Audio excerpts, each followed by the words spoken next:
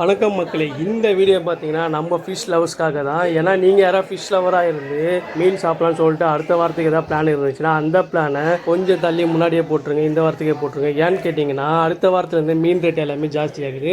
எதனாலன்னு கேட்டிங்கன்னா நம்ம தமிழ்நாட்டில் ஈஸ்ட் கோஸ்டல் ஃபிஷ் பேன், அதாவது மீன்பிடி தடைக்காலமானது ஏப்ரல் 15 ஸ்டார்ட் ஆகுது. இது எப்போ முடியுதுன்னு கேட்டிங்கன்னா ஜூன் 15, ஜூன் 16க்கு அப்புறம் தான் உங்களுக்கு பார்த்தீங்கன்னா ரேட்டு நார்மல் ஆகும். ஸோ அது வரைக்கும் பார்த்தீங்கன்னா நமக்கு கிடைக்கிற மீன் எல்லாமே ஒன்று கேரளாலேருந்து வரலாம், அப்படி இல்லைன்னு பார்த்தீங்கன்னா கர்நாடகாவில் வரலாம், அப்படி இல்லை தமிழ்நாட்டிலே மீன் பிடிப்பாங்க, சின்ன சின்ன போட்டில் போய் பிடிப்பாங்க. ஸோ அந்த மீனோட ரேட்டில் தான் கம்மியாக இருக்கும். தமிழ்நாடு அப்புறம் ஆந்திராவுக்கு தான் இந்த ஃபிஷ் பேன் இருக்கான்னு கேட்டிங்கன்னா கிடையாது. கேரளா கர்நாடகாவுக்குமே இருக்குது. அவங்களுக்கு எப்போ ஸ்டார்ட் ஆகுது பார்த்தீங்கன்னா ஜூன் 1லேருந்து ஜூலை 31 வரை, டோட்டலாக மொத்தம் 61 நாள். கேரளா அப்புறம் கர்நாடகாவுக்கு மீன் பிடி தடைக்காலம் இருக்கப்போ பார்த்தீங்கன்னா தமிழ்நாட்டிலேருந்து ஆந்திராலேருந்து அவங்களுக்கு மீன் சப்ளை ஆகும். ஸோ ஆக மொத்தம் பார்த்தீங்கன்னா ஜூலை 31 வரைக்கும் உங்களுக்கு மீன் ரேட் எல்லாமே அதிகமாக தான் இருக்கும், மீனோட டிமாண்ட் எல்லாமே அதிகமாக தான் இருக்கும். இந்த டைமில் வேறு என்ன ஆப்ஷன் இருக்குன்னு கேட்டிங்கன்னா நீங்கள் இந்த ஃப்ரெஷ் வாட்டர் ஃபிஷ்லாம் ட்ரை பண்ணலாம். அதாவது இந்த நாட்டு ரக மீன்லாம் சொல்லுவாங்கல்ல, விரால் மீன், அப்புறம் பார்த்தீங்கன்னா ஏரி வாவல் இல்லை பில்கண்டை, இந்த மாதிரி மீன்லாம் ட்ரை பண்ணலாம் இந்த டைமில். அதுக்குன்னு எல்லாரும் பார்த்தீங்கன்னா கடல் மீனை வாங்கிறத நிறுத்த வேண்டாம். ஏன்னா இதை நம்பியும் பார்த்தீங்கன்னா பல மீனவர்கள் இருக்காங்க, சின்ன சின்ன போட்டில் போய் மீன் பிடிச்சி விற்கிறவங்களும் இருக்காங்க. ஸோ அவங்களுக்கு கொஞ்சம் சப்போர்ட் பண்ணுங்க முடிஞ்சவங்க.